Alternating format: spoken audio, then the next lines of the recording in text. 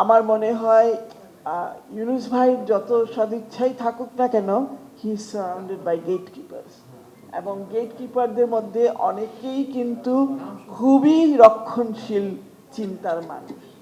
তো সেই জায়গায় উনি কতটা ম্যানুভার করতে পেরেছেন বা পারেন নাই, ভিতরে কি হচ্ছে আমরা তো আসলে জানি না, এগুলা অনুমান করছি আমি।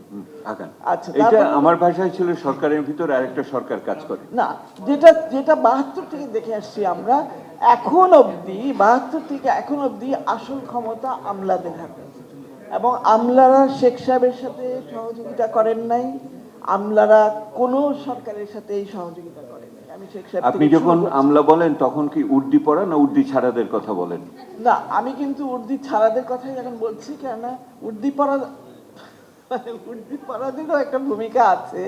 দেখলাম এই কমিশন নিয়ে ইউনুস ভাইয়ের প্রচুর উৎসাহ। উনি প্রথম দিনই বললেন এটা তোমরা ইমিডিয়েটলি ইংরেজি করো, কারণ আমার কাছ থেকে বাইরের বিভিন্ন দেশ থেকে এই কমিশনের রিপোর্টের জন্যই বেশি আগ্রহ প্রকাশ করা হচ্ছে। তো আপনার কমিশন রিপোর্ট বিদেশে এখন পাঠ্য বই হয়ে যাবে? একটু একটু থামো, এখানেই পাঠ্য নাই, কারণ এই কমিশনের রিপোর্ট 500 কপি করে বিভিন্ন জায়গায় দেওয়ার কথা ছিল, সেটা হয় নাই।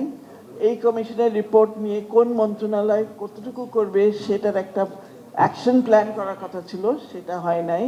এবং এই কমিশনের আদৌ কিছু হবে কিনা এখন আমি নিজে কিছুটা সন্দিহান। সুতরাং আমার মনে হয় যে আমরা যতটা আশা করেছিলাম যে এটা একটা ঐতিহাসিক সুযোগ, এই অন্তর্বর্তীকালীন সরকার একটা ঐতিহাসিক সুযোগ, এখানে আমরা আমাদের মনের সব আকাঙ্ক্ষা, আন্দোলনের সব আকাঙ্ক্ষা সব উজাড় করে দিয়েছিলাম, কিন্তু এখন মনে হচ্ছে নাই।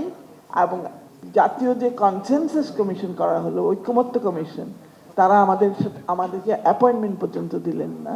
তার আগে ঐকমত্য কমিশনের যিনি প্রধান, তিনি তার আগে সংবিধান বিষয়ক কমিশনের প্রধান ছিলেন। এই একমাত্র কমিশন আমাদেরকে অ্যাপয়েন্টমেন্ট দেয়নি, কারণ আমরা বলেছি নারী একটা ক্রস কাটিং ইস্যু। সুতরাং আমরা প্রত্যেকটা কমিশনের সাথে বসেছি, একমাত্র সংবিধান কমিশন আমাদেরকে অ্যাপয়েন্টমেন্ট দেয়নি। মানে ধারণাটা হলো যে আমাদের কি বলার আছে সংবিধান সম্পর্কে। তো আমি যেটা বলতে চাচ্ছি যে নারী বিদ্বেষ কিন্তু সম্পূর্ণরূপে এখনো ইনট্যাক্ট।